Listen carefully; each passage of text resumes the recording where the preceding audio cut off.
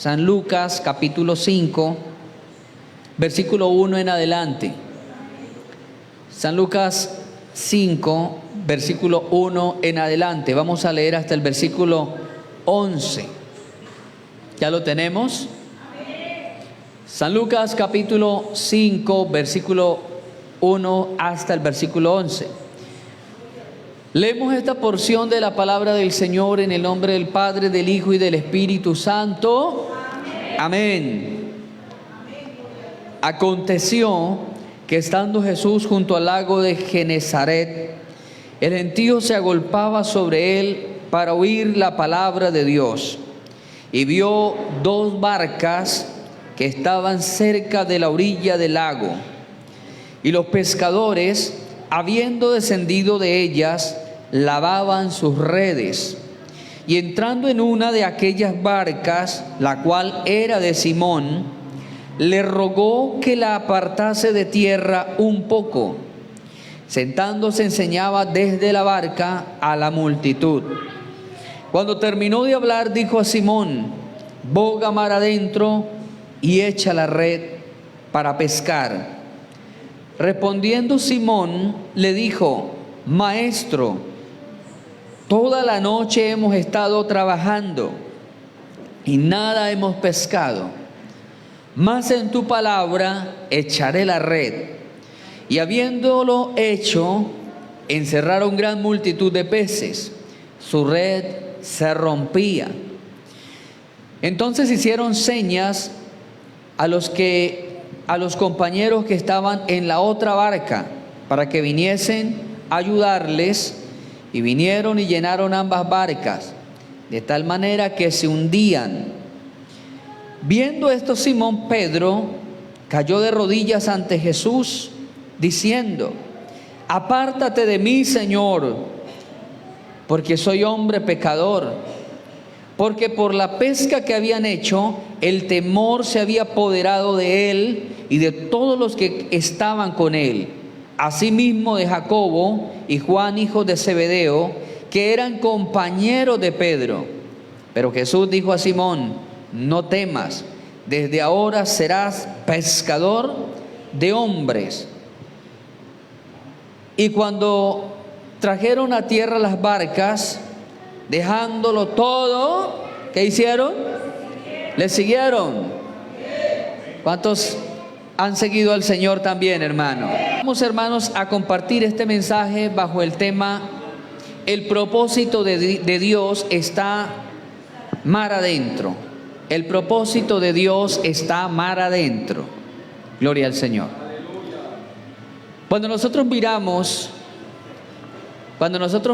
hermanos, la vida de los apóstoles y la manera en que Dios los llama a cada uno de ellos, vamos a encontrar algo en particular, un denominador común en ellos, y es que casi la mayoría de ellos están en unos momentos, no los mejores momentos. Cuando el Señor los llama, están en momentos de dificultades, en momentos donde la vida no les estaba sonriendo. Algo parecido con nosotros. La gran mayoría de los que Dios nos ha llamado, nos llamó algunos enfermos, otros endeudados, otros esclavos de los vicios, de las sustancias psicoactivas, del alcoholismo, de la cantidad de vicios que tal vez usted pueda imaginar, del paganismo, porque el paganismo muchas veces, hermano, lo lleva a uno a hacer cosas absurdas. Y entonces, cuando miramos la forma en que Dios llama a los apóstoles, la mayoría tienen ese denominador común, que están pasando por momentos de encrucijada fuertes, por momentos difíciles. Encontramos en esta lectura, en esta historia, encontramos 4 apóstoles: Pedro y Andrés, Jacobo y Juan. Pero después de que ellos son llamados, dice que Andrés se va y busca a un amigo de él llamado Natanael. Y este Natanael estaba pasando un momento de depresión debajo de una higuera.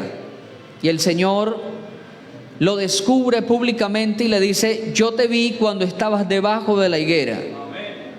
Por 2 ocasiones le dice: yo te vi y te miré debajo de la higuera. ¿Por qué el Señor le recalcaba tanto a Natanael ese hecho de estar debajo de la higuera?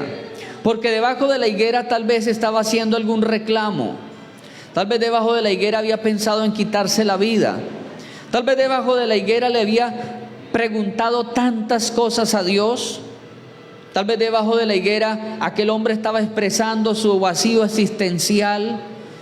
Tal vez allí debajo de la higuera quiso ingerir alguna sustancia, porque el tema de las sustancias alucinógenas, eso no es nuevo, hermano. Son temas milenarios. De hecho, todas las culturas del mundo han utilizado sustancias para aminorar el dolor y las enfermedades, o en casos el hambre. Todas las culturas. Esto no es tema de que somos la sociedad avanzada y nosotros somos la civilización, y como somos la civilización consumimos drogas o sustancias que vienen a través de procesos de laboratorios. Los indígenas no tienen procesos de laboratorio, pero descubren cómo también tener sus momentos de desconexión a través de las drogas, utilizando las telarañas, utilizando algunas resinas de plantas que son tóxicas, utilizando animales tóxicos, utilizando hongos, utilizando algas. Y el tema de las sustancias psicoactivas, esto es milenario, amado hermano, milenario. Aquí en Colombia algunos indígenas utilizan algo que se llama el yagé. Tal vez usted ha escuchado el yagé. Y las personas que conozco que en su curiosidad probaron el yagé, dice que ellos ven cuando vomitan, cuando trasbocan, que vomitan monos, que vomitan tigres, que vomitan leones, que de los poros le brotan escorpiones, que le brotan gusanos. Todo, hermano, dentro de unas alucinaciones por las sustancias. Tal vez Felipe estaba allá debajo de esa higuera en una situación así, hermano. Y por eso el Señor tiene que aclararle y decirle: Felipe, yo te estaba viendo debajo de la higuera. Y él le dice: pero ¿quién te dijo que yo estaba ahí? Y vuelve el Señor a decirle: yo te vi. Antes de entrar a la higuera, yo te vi. 2 veces le dice: yo te vi debajo de la higuera. Pero luego le dice Natanael, le dice a Natanael, de ahora en adelante tú verás los cielos abiertos y los ángeles de Dios subir y bajar, sirviéndole al Hijo del Hombre. Ahí fue el momento donde el Señor conecta con el espíritu de Natanael. Le dice: Natanael, tu futuro cambiará a partir de ahora. De ahora en adelante tu visión será otra, tu visión del mundo, tu cosmovisión, tu concepción de la vida será otra, muy diferente. Cambió totalmente. Estos apóstoles estaban también pasando por la racha, hermano, esa racha difícil. Dice la palabra de Dios que habían 2 barcas y que había una multitud. El apóstol dice un gentío, una multitud de gente que lo agolpaba, y todos querían oír la palabra de Dios. De repente el Señor observa que habían 2 barcas y escoge una de ellas. La barca que escoge es la barca de Pedro, pero la otra barca eran de los hijos de Zebedeo. Dice que eran compañeros de Pedro, o sea, se conocían. Andrés y Pedro eran hermanos y eran amigos con los hijos de Zebedeo, Juan y Jacobo, que también eran hermanos. Yo no sé, hermanos, si usted ha notado que en la Biblia habla de 12 discípulos, y siempre que habla de los 12 discípulos los muestra en pareja.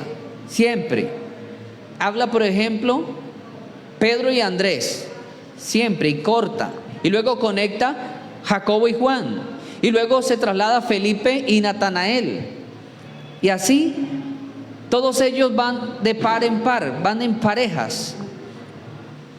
La palabra del Señor dice que el Señor le pidió a Pedro prestada la barca. Era lo más resaltante de Pedro, era lo que más tenía como representación en lo físico, era parte de su empresa. Y entonces le dice Pedro: préstame la barca. No era fácil para un pescador soltarle la barca a un desconocido. Mas sin embargo, como Pedro lo había estado escuchando y como Pedro había visto algunas escenas donde el Señor estaba predicando, Pedro le suelta la barca. Y es la primera vez que Pedro observa la elocuencia del Señor, cómo el Señor empieza a hablar de un reino que no era de este mundo. Cómo le comienza a hablar a la gente de un reino extraño, de un reino cuyas leyes no eran las leyes de la tierra. Pero esas palabras, aunque sonaban bonito, aunque eran hermosas esas palabras, eso no convenció del todo a Pedro. Porque si usted puntualiza la escritura, se va a dar cuenta que sencillamente Pedro lo escucha como toda la gente, pero Pedro no va más allá. Se queda con el oír, se queda con la exaltación. Qué hombre si habla bonito, qué Señor si habla bonito. Pero eso fue todo para Pedro. Hizo lo que toda la gente del común estaba haciendo. Qué Señor si habla bonito. Pero hubo algo que convenció a Pedro. Y es cuando el Señor le dice: Pedro, quiero que bogues mar adentro. Pedro, yo quiero que usted haga un acto de fe, que recoja el ancla de la barca y que se adentre otra vez, mar adentro. Recoja el ancla para que la barca pueda desplazarse. Era un reto para Pedro, porque Pedro estaba hablando con un carpintero. Si Pedro entabla charla con otro pescador, hubiese tenido un peso, una credibilidad, porque están hablando personas del mismo oficio, personas que conocían del oficio. Pero Pedro está hablando con una persona que no tenía ni idea de pesca. Jesús era carpintero, no tenía idea de pesca. Mas sin embargo él corrió el riesgo de prestar la barca. Y le dice: boga mar adentro, y cuando llegues a cierto punto, vuelve a lanzar la red. El Señor le dijo: Señor, pero es que maestro, toda la noche lo hemos estado haciendo. Ya lo hemos intentado cientos de veces. Lo hemos hecho en muchas ocasiones. Pero faltaba algo en ese momento, que era creer a la palabra de Jesús. Porque ellos lo habían hecho en su intelecto, ellos lo habían hecho en el aprendizaje de vida, ellos lo habían hecho bajo el instinto de supervivencia. Como todo ser humano tenemos un instinto de supervivencia, y ese instinto nos hace trabajar para subsistir. Pedro lo había hecho, al igual que Jacobo, al igual que Juan, al igual que Andrés. Lo habían hecho bajo el aprendizaje de vida, bajo el cuadro de crianza. Habían estado lanzándola de una, de otra y de otra manera. Pero ahora viene un carpintero a darle clases a los pescadores profesionales. Hace tal vez un mes, un pariente de mi esposa me llamó y me dijo: hermano, lo invito a pescar a la represa de Betania. Y bueno, tal vez yo soy como Jesús, sé de todo menos de pesca. Pero me fui con ellos. Y estuvimos toda la noche, hermano, y sacamos dos pescados. Sí, literalmente sacamos 2 pescados. Éramos 6 y sacamos 2 pescados. Y estuvimos de bendición porque veníamos a las 4 de la mañana y nos llovió hasta que llegamos aquí a Neiva. Pero bueno, me premiaron porque como era la primera vez me dieron los 2 pescados a mí. Pero hermano, ¿a dónde quiero llegar con eso, hermano? Es que cuando llegamos a la casa del hermano del predio donde íbamos a pescar, llegamos casi a las 4 de la mañana ahí a la casa. El hermano, el dueño de la casa, se levantó, nos preparó café. Dijo, muestren la pesca, vamos a ver la pesca. Y de pronto cuando yo levanto los 2 pescaditos, dijo, ¿y lo otro? Hermano, esto fue lo que sacamos toda la noche. Y entonces él le daba risa. Y él dice, a mí me da risa de ver a estos muchachos, porque a ellos les fascina la pesca, pero no saben nada de pesca. No entienden nada. Ellos llegan a cualquier hora, lanzan las atarrayas, lanzan los chiles, ponen, taponan a cualquier hora, en cualquier momento, en cualquier lugar. Dijo, no, empieza a darnos una cátedra. Dijo, mire, si ustedes quieren capturar tal pescado, el bocachico, tienen que llegar más o menos entre 11 a 2 de la tarde. Si usted quiere pescar tal pescado, tiene que llegar de 3 a 5. Si usted quiere pescar tal, y tienen que ponerla de esta. Hermano, nos dio una cátedra totalmente. Un pescador profesional, un hombre de más de 70 años que desde los 12 años está pescando.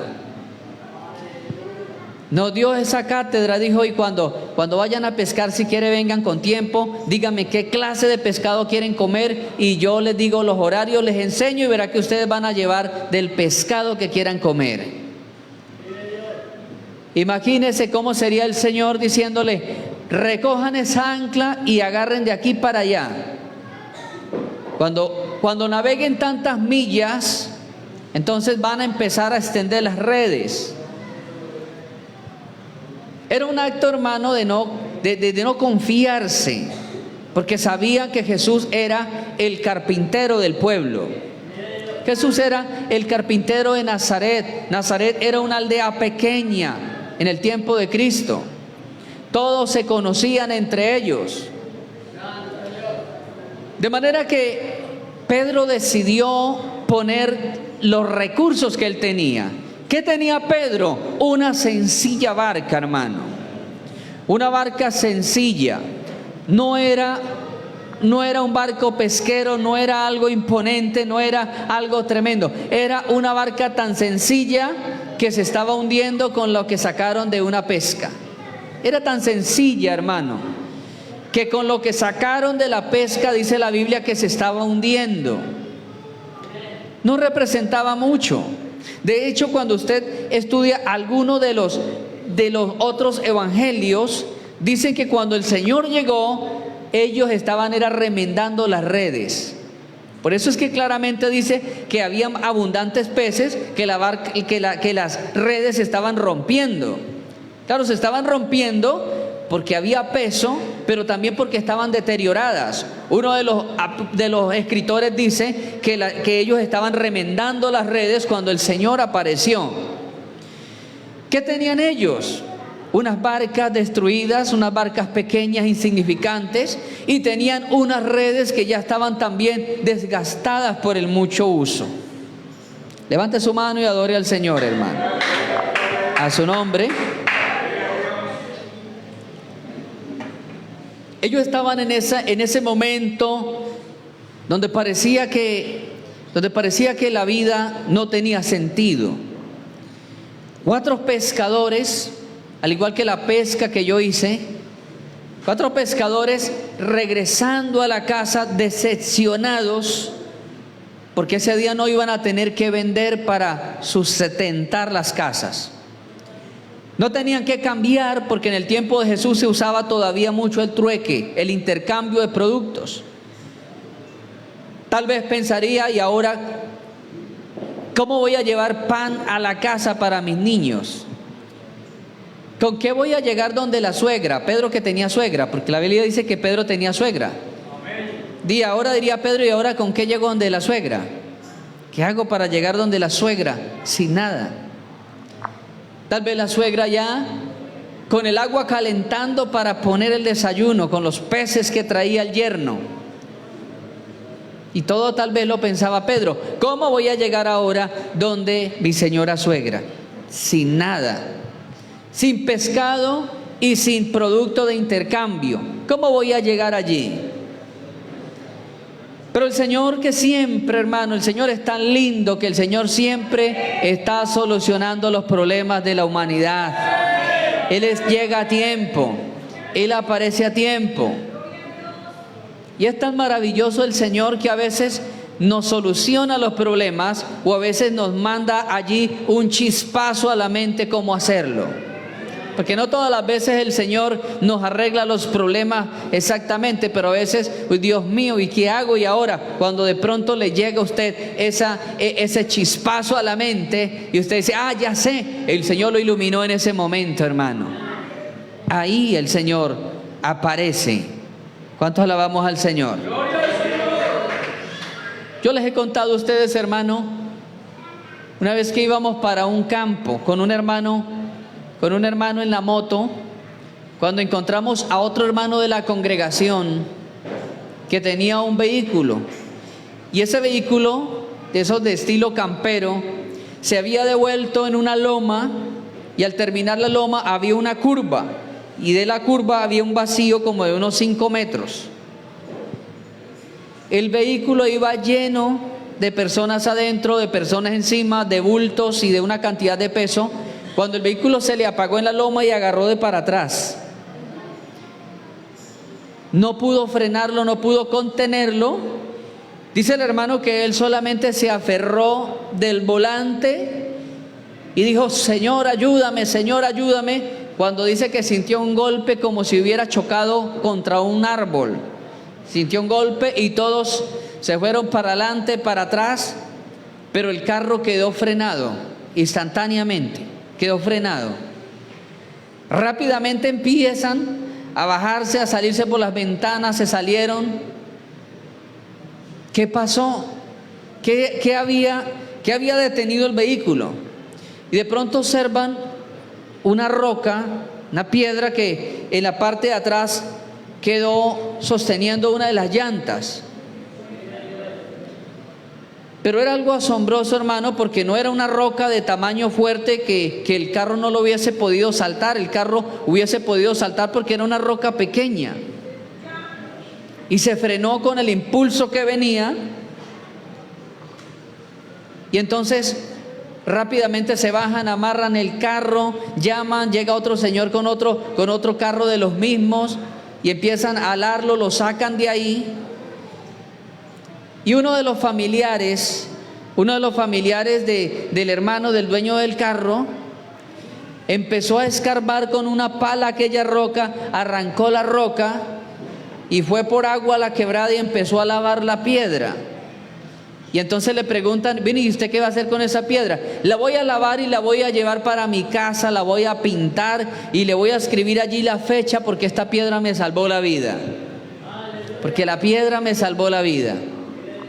Y todos le decían, no hombre, eso no fue la piedra, fue Dios en su misericordia, atrapó Dios en su misericordia ese vehículo.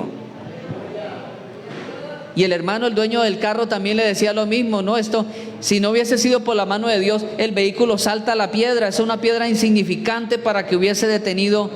Pero él de todas maneras porfió y dijo, no importa, sea como sea, me llevo la piedra para la casa, la piedra me salvó la vida. Hermano, cuando no tenemos un conocimiento profundo en Dios, venimos a adorar los medios que Dios usa. Por eso la gente anda adorando a María, porque no ha entendido que María sencillamente fue un vaso, un medio. Y la gente se queda adorando los medios. ¿No ha visto usted cómo adoran la cruz? ¿Cómo cargan la cruz? ¿Cómo le sacrifican a la cruz? La cruz fue un medio, hermano, un medio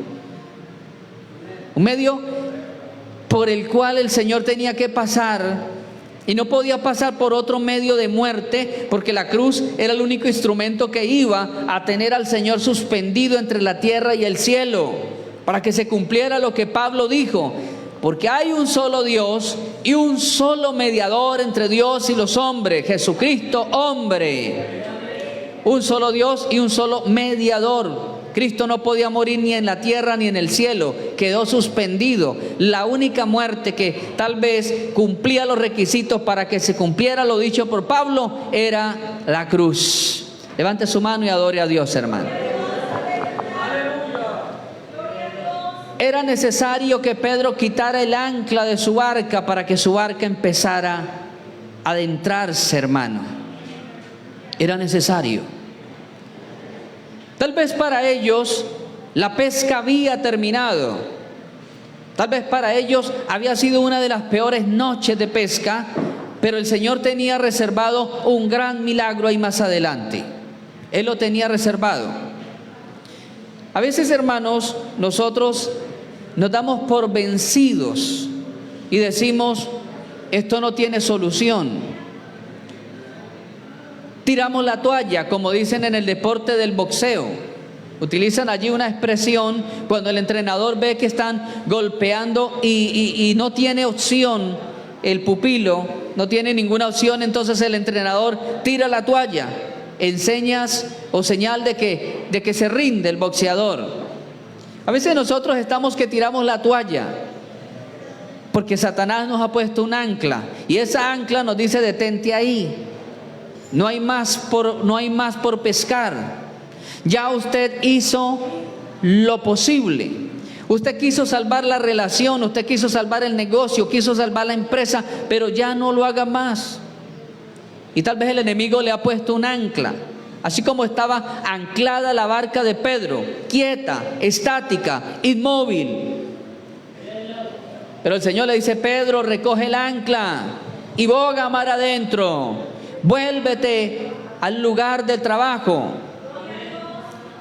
Hermano, ¿cuántas veces escuchamos a personas decir, en mis comienzos yo hacía esto?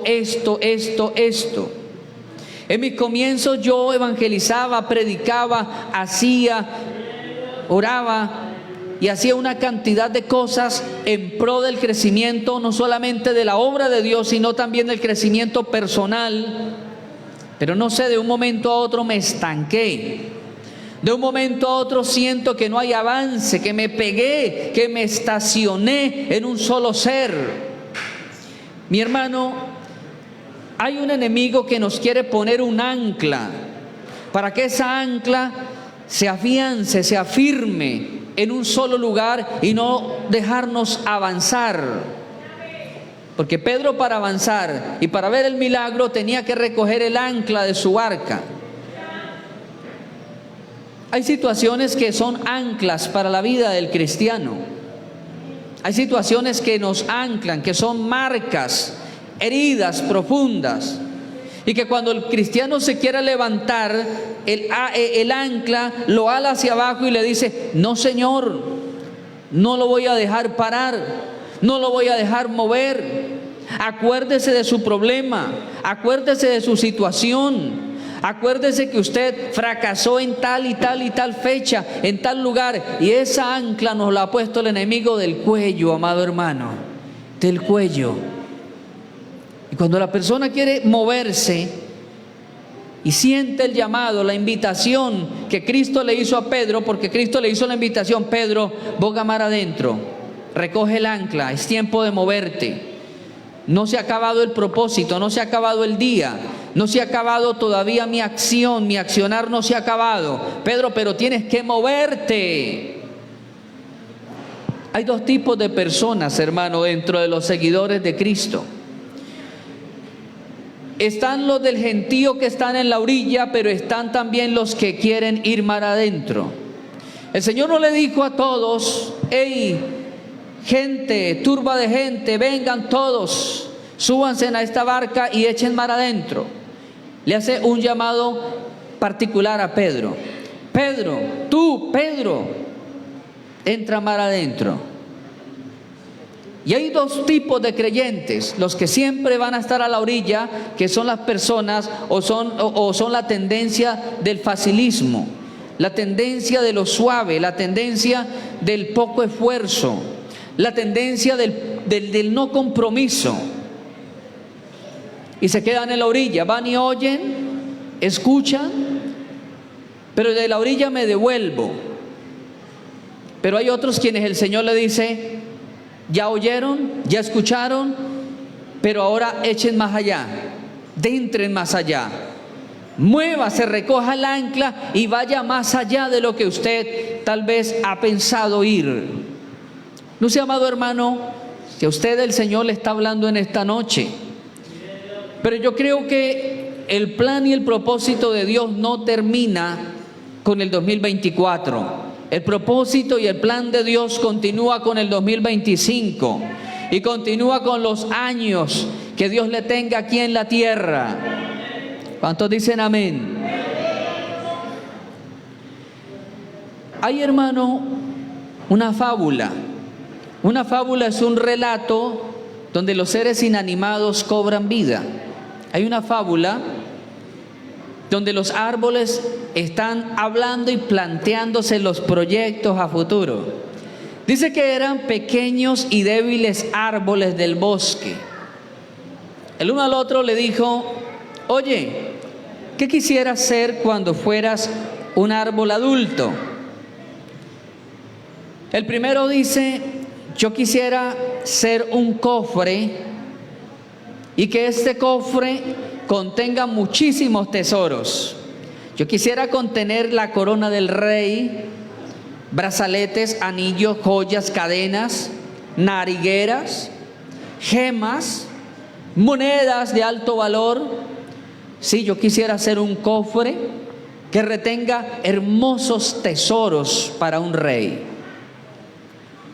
Le preguntan a un segundo árbol y el árbol dice: yo quisiera ser un transatlántico, quisiera ser un enorme barco y que este barco cruce todos los continentes, que cruce los 7 mares, que navegue por los 5 continentes, que navegue por los océanos. Yo quisiera ser un transatlántico, poder transportar generales, diplomáticos, reyes, príncipes. Yo quisiera ser un transatlántico. Le preguntan al tercer árbol que estaba allí y este dice: y yo quisiera que nunca me cortaran. Yo quisiera permanecer siempre por los años y los siglos plantado en este bosque. Y yo quisiera ver que yo sobrepase a todos los otros árboles. Yo quisiera ser tan alto, tan alto, tan alto, tan alto, que cuando los seres humanos me miren hacia arriba, tengan que acordarse del Creador, porque van a mirar el cielo. Y cada vez que me miren, van a ver la creación de Dios y se van a acordar de Dios. Yo quisiera ser ese, el árbol más alto del bosque, y quisiera que jamás me cortaran de este bosque. Pasaron las décadas, empezaron a pasar 20 años, 30, 50, 80 años, cuando de pronto llega un grupo de 10 leñadores, todos con sus serruchos, con sus hachas, con sus cuñas, y empiezan a adentrarse al bosque y encuentran los árboles más macollados que había, los 3 amigos árboles. El primero va y toma medida, dice: está perfecto para lo que yo lo necesito, está perfecto. La madera ideal, una madera liviana, una madera suave para tallar. Este es mi árbol. Por favor, señores, ayúdenme a derribarlo. Y empiezan, hermano, a tomar medidas y empiezan con sus hachas, con sus serruchos, derriban el primer árbol. Luego toma medida en la parte más gruesa y dice: perfecto, para lo que me pidió el carpintero del pueblo. El carpintero del pueblo me pidió un árbol de este tipo de madera, de este tallaje, porque él quiere hacer una enorme canoa para ponerle paja a los bueyes. Cortaron el árbol y se lo llevaron. Los leñadores siguientes miran otro árbol y dicen: este árbol también está perfecto, perfecto. Es la madera ideal para hacer barcas. Lo derriban y empiezan a tomar medidas y empiezan allí a cortar y dicen: puede salir 1 o 2 barcas perfectas. Los otros leñadores dicen: pues a nosotros no nos encargaron nada, pero este árbol es el más alto, de los 3 es el más alto. Tal vez el carpintero necesite una madera de reserva. Vamos a llevarle esta madera es una madera muy ruda, muy vasta, muy pesada, pero tal vez el carpintero nos dé algún dinero por las tablas, por la madera que vamos a sacar de este árbol. Tumbaron el tercer árbol, hermano. Parecía, hermano, que el sueño de los árboles se había acabado. El primer árbol fue llevado al carpintero y el carpintero talló allí una canoa y la entregó a un señor que tenía un depósito, y debajo del depósito tenía un pesebre. Y allí aquel hombre alquilaba por horas y por días para que los viajeros guardaran sus animales y empezaran a comer en aquella canoa la paja. El árbol estaba muy triste porque él dice: yo quería hacer el cofre de los tesoros del rey. No quería hacer un cajón para retener paja. Estaba muy triste aquel árbol. El sueño se frustró. Jamás voy a llegar a hacer un cofre. El otro árbol, sacan tiras delgadas de forma arqueada y hacen unas pequeñas barcas, y esas barcas son llevadas a la playa y son vendidas a un precio muy bajo, porque son barcas de pescador. Se pone triste el árbol también, porque dice: yo soñaba hacer un barco, un transatlántico importante, con inscripciones hermosas, con velas muy altas, pero me tocó hacer una simple barca ruda de pescadores. Voy a oler siempre a pescado. Mientras que el tercer árbol estaba triste porque él estaba arrumado. Lo arrumaron en un depósito y empezó a pasar los años. Al menos los primeros dos árboles tenían buen uso, pero el tercero estaba guardado en medio de una cantidad de madera polillada también. Y cada vez que el carpintero iba a buscar madera, desechaba la madera de ese tercer árbol porque decía: esa madera es muy ruda, es muy pesada, es muy dura, no me sirve para hacer muebles. Luego pasa el tiempo y llega una familia de la ciudad de Nazaret a la pequeña aldea de Belén de Galilea. La historia dice que aquella pareja llega buscando un lugar en el centro asistencial de salud de aquel lugar. Aquel lugar se llamaba El Mesón, pero no hubo lugar en El Mesón para aquella pareja.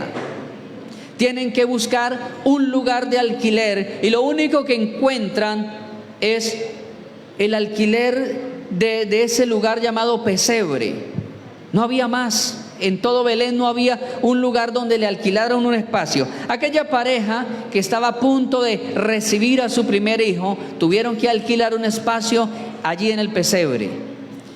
Nace aquel niño, hermano, nace aquel niño y no encuentran dónde acotejarlo.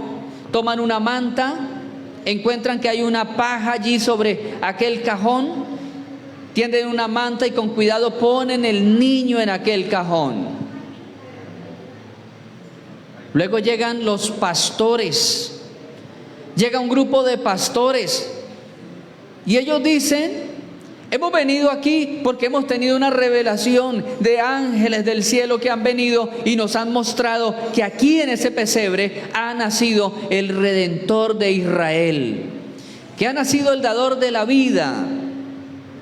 Hermano, y se alegra ese primer árbol, dice: ¿cómo así? ¡Wow! Yo estoy sosteniendo el tesoro de la humanidad.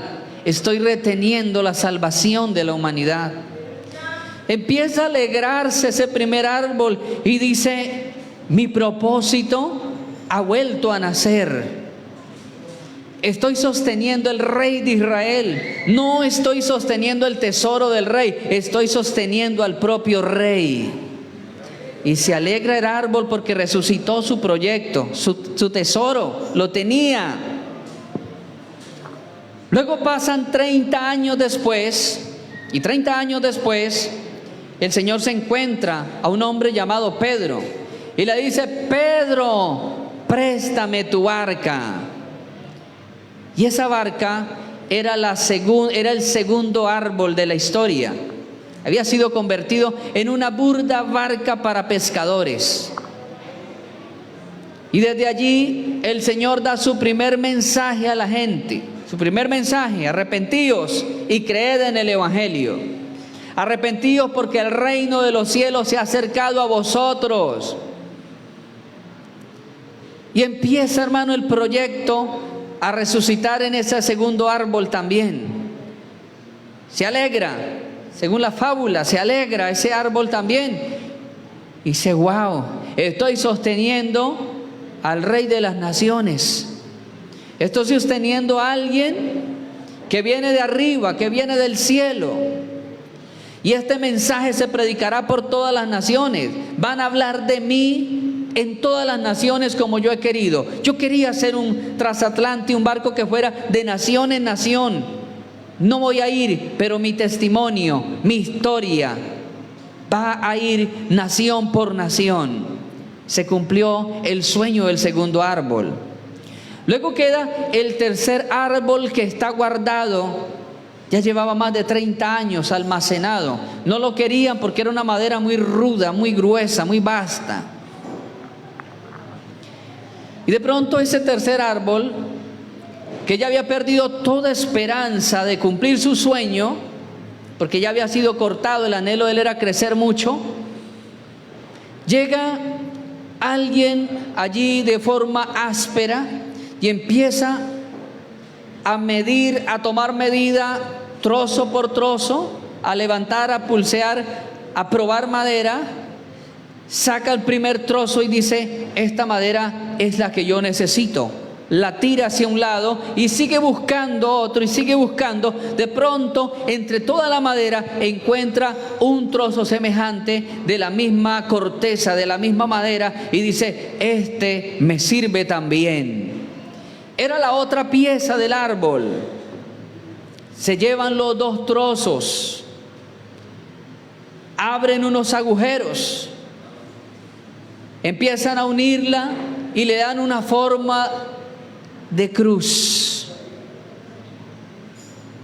Y dicen: aquí vamos a crucificar al que dice ser llamado el Rey de los Judíos.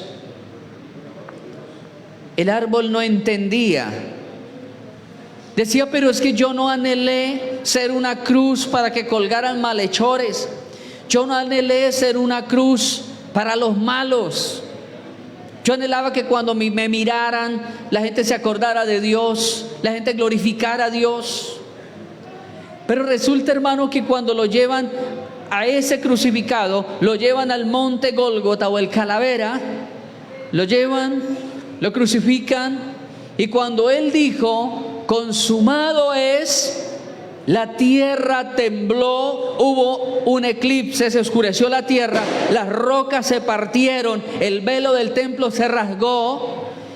Y es ahí donde el centurión romano se para frente a la cruz, frente a Cristo, y el centurión romano audiblemente dice: ciertamente este era el Hijo de Dios.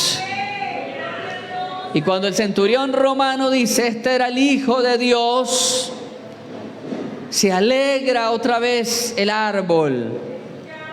Oh, no sabía que yo estaba sosteniendo al Hijo de Dios. Y se alegra y dice: no perdí mi anhelo, no perdí haber nacido, porque ahora cada vez que vean la cruz, la gente recordará que hubo alguien sobre mí, y se van a acordar de su Creador y se van a acordar de su Dios. Mire, amado hermano, es una anécdota, quizás lo escuchamos un poco infantil, pero a veces nosotros somos atados por esa ancla que nos sostiene, que no nos deja avanzar. Y cuando queremos correr, el diablo nos dice: usted está muy viejo, no, usted no tiene plata, usted no se ponga a hacer eso, ¿cómo se le ocurre?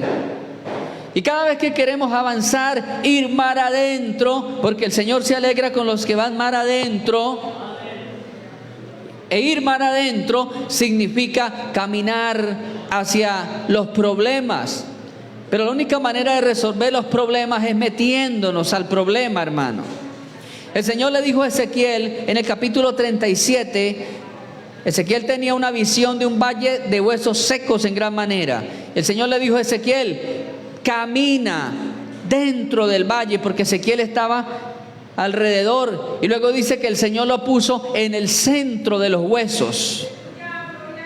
A veces estamos andando por los bordos, porque andar por los bordos significa evadir muchos problemas, evadir muchas responsabilidades. Pero el Señor nos dice, boga mar adentro, céntrate más, adquiere responsabilidades, siéntete comprometido.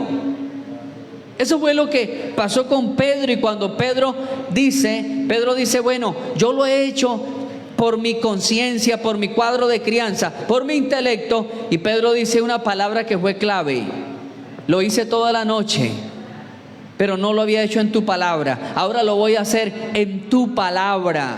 Y cuando nosotros hacemos algo confiando en la palabra de Dios, cuando hacemos algo confiando en la palabra del que nos envía, hermano, no vamos a quedar defraudados, no vamos a quedar en vergüenza.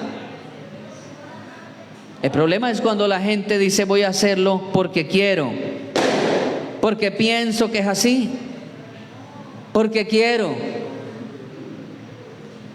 Mi amado hermano, si usted está seguro de que algo Dios le está diciendo que lo haga, mi hermano, hágalo. Hágalo, hermano. Hágalo. ¿Cuántos alabamos el nombre del Señor? Tal vez usted ha escuchado de aquel hombre que quería predicar y que anhelaba predicar y sacaba mensajes para predicar.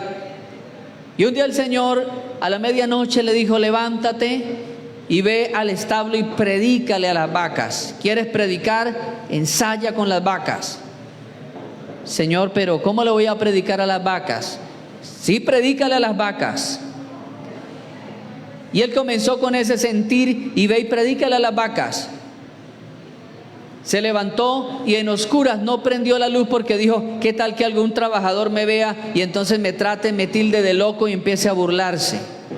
Se subió a un escaño y desde ahí él escuchaba cómo las vacas se paraban, cómo las vacas resoplaban allí. Y entonces él empezó a decirles, vacas, vengo a predicarles del poder de Dios. Vengo a decirles que es hora de arrepentirse porque el tiempo ha llegado. Cristo vino a morir por ustedes y ustedes siguen como si nada. Por eso el mundo está así, porque hay pecado, porque hay robo, porque hay mentira, porque hay pillaje. Es tiempo de arrepentirse. El Señor no nos creó para matarnos los unos a los otros, para hacernos daño los unos a los otros, menos para robarnos unos a los otros. Dice que predicó 20 minutos ahí en la oscuridad a las vacas, y de pronto él dijo, voy a hacer el llamado, porque él estaba ensayando. Él se metió en el papel, empezó a sentir la libertad, empezó a sentir la unción. Y dice, si alguna de ustedes vacas quieren arrepentirse, diga mu, pasen acá. Si alguna de ustedes quiere aceptar a Cristo.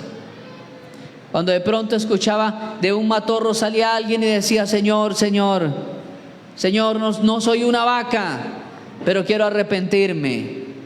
Y él prendió la linterna, prendió el foco. ¿Usted quién es? ¿Qué hace ahí? ¿Por qué anda por ahí? Dijo, porque venía a abrir el portón para sacar el ganado. Venía a robar el ganado de la finca. Y de pronto me escondí, porque cuando ya iba a empezar a abrir aquellas puertas, a romper el candado, usted empezó a predicar. Mi amado hermano, cuando nosotros le obedecemos a Dios, vamos a ver milagros. Vamos a ver milagros asombrosos. El problema es que no estamos obedeciendo a la palabra. No estamos haciendo caso a nuestros instintos. No estamos haciendo caso a lo que el médico, a lo que el político, a lo que el noticiero dice. Y la gente se asusta porque es que, hey pastor, ¿no escuchó lo que dice el noticiero? Qué peligro. Un día una hermana me dijo: pastor, ya no sé qué hacer. Apareció una bacteria come carne. Ahora hay que hervir el agua para uno bañarse, ¿o qué, hermano? Le dije: no, eso es por allá en las costas, en el mar, hermana. Pero ya la hermana estaba pensando en poner a hervir el agua para bañarse todas las veces que ella se fuera a bañar, porque quería matar la bacteria come carne. No, pastor, es que estás diciendo que es muy peligrosa. Hermano, tenemos una voz absoluta y es la voz del Señor. Y si esa voz nos habla y si esa voz nos dice, a esa voz hay que atenderle, a esa voz hay que copiarle, como dicen los jóvenes. Aprendamos a copiar de esa voz. ¿Cuántos alabamos el nombre del Señor? Y dice la Escritura que cuando Pedro hizo caso de esa voz, dice que empezó a haber una cosecha impresionante. ¿Quién estaba detrás de que la cosecha de peces no cayera en la red durante el principio de noche? ¿Quién estaba allí? El Señor. Así como le ordenó a los peces que se recogieran en un solo sitio para que al tirar Pedro la red cayeran todos ahí en la red, asimismo él había ordenado a los peces: escóndanse en lo más remoto del lago, escóndanse. Tal vez el Señor le dio la coordenada a los peces: Pedro va a pasar por cierta parte. Ustedes esa noche no se vayan a asomar porque necesito que Pedro esté en blanco. Y los peces, los animales le copian. ¿Por qué? Porque los animales nos dan clase a nosotros los humanos. Los animales nos han dado clase en muchas ocasiones de cómo copian la palabra de Dios. Como cuando el Señor les manda, son fieles a ese mandamiento. Amado hermano, colóquese de pie en esta hora. Vamos a decirle al Señor que nos ayude. Que nos ayude primero a obedecer la palabra que Él nos manda, pero también que se rompa el ancla que Satanás nos ha puesto, esa ancla que no nos deja bogar más adentro, esa ancla que no nos deja desplazarnos hacia el propósito de Dios. Esa ancla puede ser una situación vergonzosa en su juventud, en su hogar, en su empresa. Esa ancla puede ser algo de la vida sin Dios. Cuando usted ha querido ir mar adentro, el ancla lo ha sembrado en un lugar y no le deja andar, no le deja consagrarse, no le deja correr. Padre, ten misericordia de nosotros, Señor, en esta hora. Te rogamos, excelso Señor, que nos ayudes. Ayúdanos, soberano Señor, a tener en alto